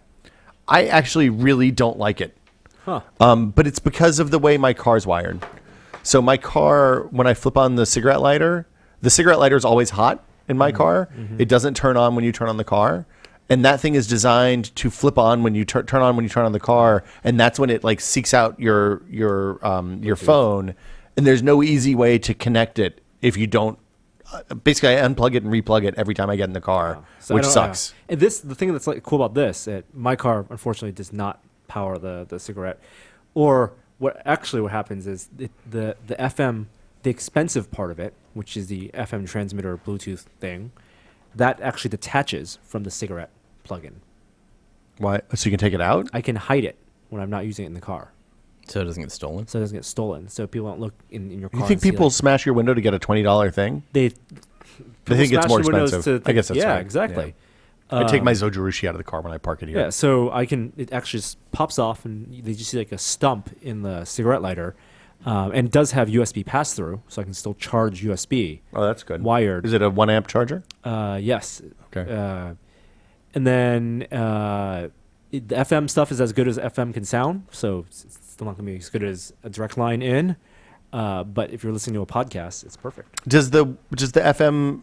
How does it handle? Like the problem I always had with FM transmitters when I used them in San Francisco was that we have, like, there's not a lot of room on the have to radio find- spectrum. You have to find one. Do you have to change it around a lot, or does it? No, I found one that I drove from here to LA, no problem. Oh, that's good. That's awesome. And does it connect automatically with Bluetooth to your phone? Yep. That's nice. You know, the thing I use is called the Parrot MKI 9200, and it's a direct connection, but you need to have it installed, Right. Does it- or you do it yourself. Does But it plug into like the CD changer port on the back of your head unit? Yeah. Okay. Yeah. So, but they sell different harnesses based on your head unit and what you got. But Yeah. it gives you a direct connection. So if you get fed up with the FM Yeah. limitations, And that's probably better quality too. Yeah. Oh, it'll sound good. Yeah. Sounds good. It's funny. So the fact that in the old days when head units in stereos in cars were like that DIN or double DIN size, Right. and they weren't integrated in the dashboard, like that was, I always had a non-factory stereo. Yeah, I remember that. I mean, I remember mine. Yeah. And because it wasn't that hard to take them out. It wasn't that hard to swap them out even. You could just hop the dashboard off. That's why everybody stole them. Pull the thing out. Well, you just had to yank it from the Because they were modular. They just That's yank true. them out. Yeah. Yeah. So now I guess they're all integrated in the dash of the car. It's much harder to put a head unit in now. Anyway, Dead Core. I don't know what this is. Okay, so I don't know. I discovered this game on Steam. It was recommended to me by their algorithm, and I love it. What is it? So, do you remember when you used to play first-person shooters and you had it wasn't just puzzle solving and it wasn't just kind of auto aiming and running around, but there was an actual element of physical agility to your fingers moving and timing, Yeah. and hitting the jump puzzles in just the right spot and shooting in the air. This is a puzzle first-person shooter. But it's unlike Portal, so it's not really there's thinking involved, but it's more of a timing-based thing where you're jumping through obstacles and onto platforms and avoiding these drones that come at you, and you have to shoot them to disable them for a moment while you get enough time to finish the puzzle.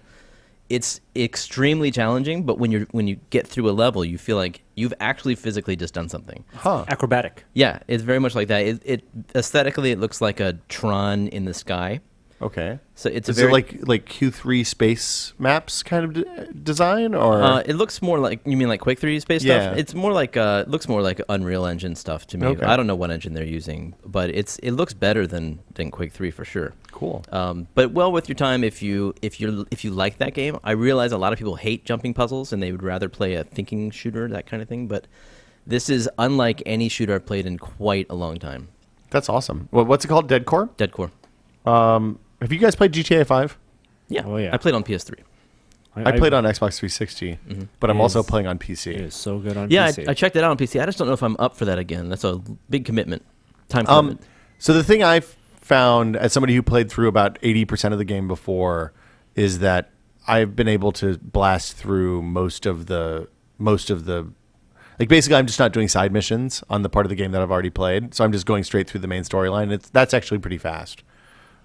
See, It's gorgeous. I did that the first time. I figured if I was going to play it again, I would just do everything, so it's even bigger commitment. Oh. It is stunningly gorgeous. Yeah, It runs real well on PC. Yeah. Yeah, 60 frames a second. They're proud of that. it's like 60 frames a second on the wide display too, the 21:9 No display. way. I'm running one resolution down, Wow. but it's pretty impressive. 4K looks good. It runs at that? Yeah, It it's runs like at 4K. It's like 2160 by 1080 or something. 2560 by 1080. And the HUDs are not skewed or anything they're like that? they're off to the side, so They're not warped. No, they're not warped. They're in the Cool. right places and they look right. Wow. Probably even better. I wish that the HUDs were. I actually, when I think about it, I think the HUDs are where they would be on a 16 by 10 monitor. And so, Extra like when you have a window. cutscene, or when you have a lot of times when you have like a pre-rendered cutscene or something, it'll scrunch in and it does a real gentle fade in from the side shots, Yeah. and then it kind of fades back out. It's a gorgeous game. Like I'm not a huge GTA fan, but I'm really enjoying it. This is the best one. I it's my favorite. A lot of people like GTA 4, but it took a long time to get to the fun part. I didn't finish GTA 4. This is the only one besides the first GTA that I've liked so much You to mean finish and watch. GTA 3. Sorry, yeah, GTA 3. Yeah. The first GTA 3. Yeah, like this is a game that I enjoy enough that I just sit down and drive around for a minute if I have a few minutes to kill. I don't even try to. I just drive around and shoot some people or whatever. Have you actually tried to drive and follow traffic rules in GTA? Yep. Do you do that, Norm? I do that for the first half hour, and then it gets, and then I've had enough of it.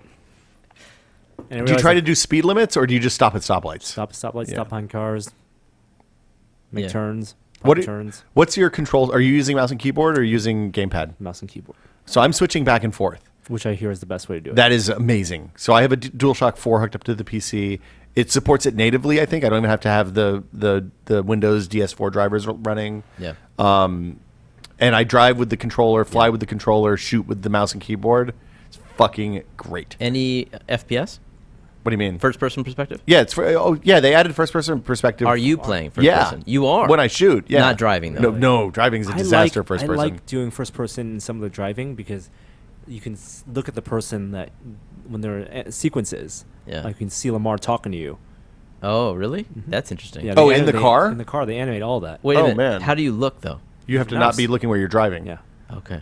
Right. Seems dangerous. I just park on the side of the road and he's Oh. it's fun. You can see the see Watch Chop. Lamar. See Chop. I mean, you got Pull over to Inspiration Point with Franklin.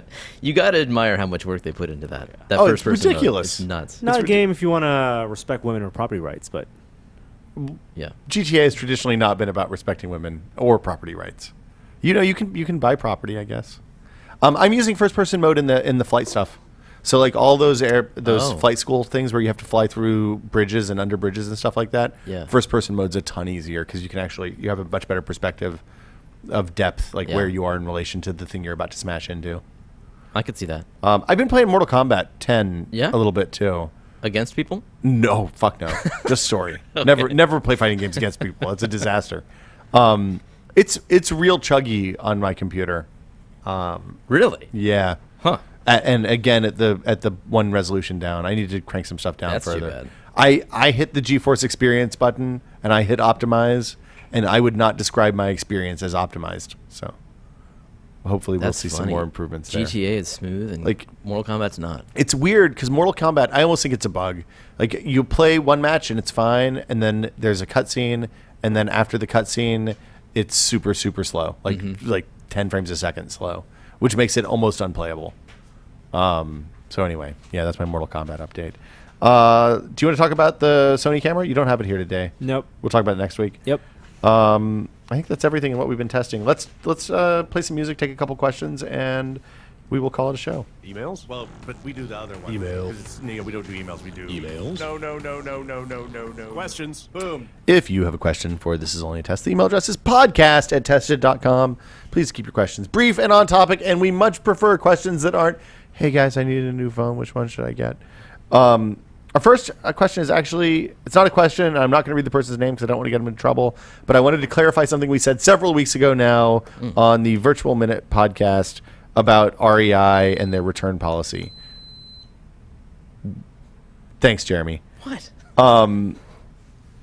When we say REI has an amazing return policy and they'll take stuff back for up to a year, that doesn't mean that you should use it as a way to demo or rent products from REI. That means that if you buy something and you want it to do one thing and you take it out and it doesn't do that thing, then you should take it back. But don't use it as like an extended at-home showrooming. That's really sleazy.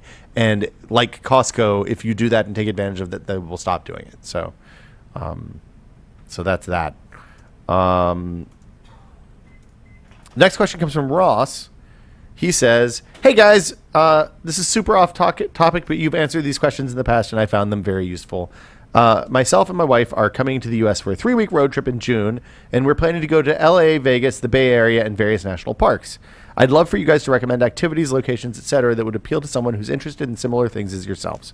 Also, and some way say most importantly, could you run down your recommendations for places to eat in San Francisco and Las Vegas, especially as we will be spending the most time there? There's a hidden pizza place in Vegas, or did I just dream that? Thank you very much." Wow. Vegas is easy. Make a reservation for Lotus of Siam. Go there. Order stuff off the back 2 pages of the menu. You won't have anything that's bad. It's the best Thai food I've ever had. Wow. I haven't been to Thailand. Full disclaimer. Hidden Secret Pizza is in the Cosmopolitan on, I think, the 3rd floor. It's next to a place that makes boozy milkshakes. You have to go down a long Holstein's. hall. Holstein's, thanks. I think it's good. If you're someplace that you can get good pizza normally, it's not going to blow you away. But if you don't have like good New York style pizza, it is much better than I would have expected to get in Vegas. What's your San Francisco eat out picks these days? I don't eat out that much in San Francisco anymore. There are too many. Well, I just had some friends come to town, E-Boy, as a matter of fact, and I drove them around, and we had a good time, and I took them to La Taquillera on Mission Street, which was the Mexican restaurant that won Nate Silver's countrywide search for the best burrito. Yeah, and they have a good quesadilla there too, right? Yeah, and apparently the tacos are wonderful, so that's good. Having a Mission-style burrito in San Francisco is a must-stop thing, I think. Somebody told me the other day that they're using Foursquare for restaurant recommendations now instead of Yelp, which I found very interesting. Makes sense. Anything, Norm? Nothing food? There's too many. I can't think of right now. There's a new pizza place opening that's supposed to be really good, by close to the ballpark. I'm excited for that. Oh. Chicken and waffles is what's it called? Little Skillet? Little Skillet. It's Supposed on- to go weekend mornings where It's they good actually brunch. inhabit a bar right next to it, so you actually have a nice sit down. Yeah, you Not don't have to too sit. bad. You don't have to sit on the loading dock anymore. There's a place called the American Grilled Cheese Chicken. Grilled Cheese? Kitchen. Have you heard of it? Yeah, I've been there. Been there. It's in the Mission. Okay. Oh, you don't like it? I wasn't a fan. I just tried it for the first time, and I thought it was incredible. But to each his own. Tacolicious. I'm a big fan of going and getting an afternoon beer in Tacolicious and getting some of the ají tostadas. I think they're really good. They have Pricey. little fried green onions on top and avocado, and they're pretty delicious. Yeah. But like Norm says, they're expensive. Those are good though. And it's like they have a nice bar. You can sit down at the bar and have a beer and have some tostadas as an afternoon snack. It's on Valencia. As for things that you should see while you're driving through the country, if you're driving from LA, from Vegas, depends on which way you're going. If you're driving from Vegas to LA and then up the coast, it's a completely different set of things to look at than if you're driving from Vegas to San Francisco and then down the coast. Big Sur, Yosemite are both really gorgeous. If you're driving, you'll see one way and one the other. Like Lake Tahoe is really pretty. There's an awesome train museum in Sacramento if you like trains at all. If you're going through like the area north of Vegas, you can go to the Area 51 Museum, or the Nuclear Test Museum, which is super cool. Hoover Dam tour, I've never been, but I've always heard really amazing things about that. There's behind the scenes tours that you can do there too, I think, if you sign up early enough. I don't know if they still do those or not. I think that's it for me. I don't go to LA very much. What would you anything good at Lakshma right now? Do you know? Yeah. Norm's just shaking his head. I don't know. Okay, more questions. By the way, did you ever see that Reese Witherspoon movie, Wild? I have not seen I it have yet. not seen it yet. Heard the story. She goes on a hike up California, and her shoes go bad. She hikes up the Pacific Coast Trail. Yeah, exactly. Yeah. And she calls the company where she bought them, and they send her new shoes, That's nice. Nice. which I thought was awesome for free. Yeah. She calls him from a payphone. The character that she's playing, Reese with it, not actual Reese. It's no, not actually. She actually That's did the true. walk. She was very Yeah. method about it. Right. It was 6 months. This question is from Faraday. Oh no, we already read this one. Sorry, I'm looking, going back. We haven't done questions in a while. The whole system's breaking down. This is a good one. Steve says, "Hey guys, this question is mainly for Norm, but feel free to chime in. I was wondering if you guys ever thought about doing a video segment just describing camera usage. I like to take photos as a hobby, but I'm using a Samsung NX20 mirrorless camera right now. I find myself going straight to the smart button as my default because I don't always understand the other things like aperture and exposure, ISO and exposure and all that stuff. It would be great to see what these settings do and how to use them properly.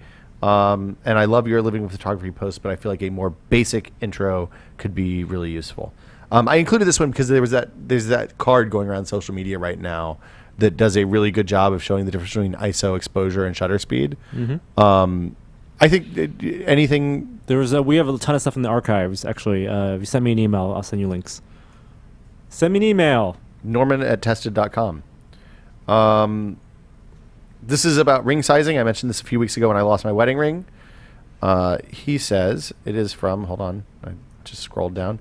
Tom says, "My father's a jeweler. I work with him in the store. Not much in terms of repairing, though. I know how sizing works and play around with it sometimes.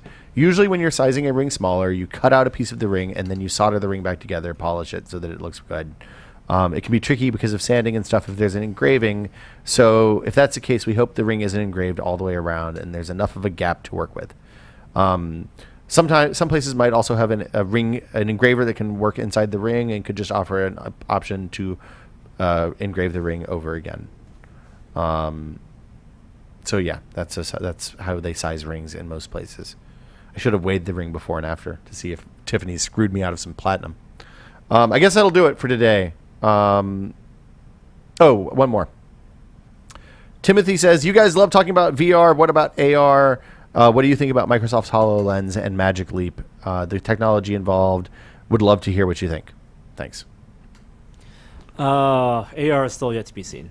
Yeah. I think no one's seen Magic Leap essentially except MIT Technology Review. Hopefully see some HoloLens Next week, next hopefully. week at Yeah. Build. But I think that AR is going to be less about giving you AR failing is going to be less about giving you headaches, as it's going to be about a very unsatisfying experience. Like it won't make you nauseous. It won't make you sick, but it just won't do anything that's useful. Yeah. Yeah. Well, I tend to agree. And it's further out. I think virtual reality is going to be an easier problem to solve. Yeah, I mean, one of the things Abrash said when he left Valve, where he was working on AR, and went to Oculus, where he was working on VR, is that turns out AR is a much harder problem to solve. Yeah. Yeah. So, but yeah, like I said, we're hoping to see HoloLens next week at Build, so we'll hopefully have more to talk about next week on the podcast. I think that's it for this week. Anybody have anything else you want to talk about before I wrap it up? Today's outro comes from Evading Fate. Norman, you're at Enchan on Twitter. Jeremy, you're at Jareware. Yes, at Jareware. Anything else you want to plug? Got anything right now? Goodness, no. Nothing coming in hot? No. We have some cool projects planned with you for the coming weeks, Yeah, great. and we'll talk about them more. Surprises. Are you going to go buy a... Which is really a big favor to me. That one of them things you're talking about is a huge favor. I appreciate it. Well, we'll be even at the end Yeah. of this, I think. What? Are you going to buy a? $19 quadcopter, sub $20 nano Did you quad. say where to buy these? Yeah, they come from Banggood. So Banggoog. It's called. I was going to look it up and I stopped because I was doing. Is it other this stuff. one? The Yeah, it's- CX10A? 109A or 10A. Yeah, the A is the important part. It's a pretty nifty little quad. You're much better at flying it than I am, Jeremy. To the camera. yeah, but then Yeah, strafe that stuff. it'll. See you guys next time. Today's outro comes to you from Evading Fate. We'll see you all next week. Bye. Bye. Hi there. I didn't see you.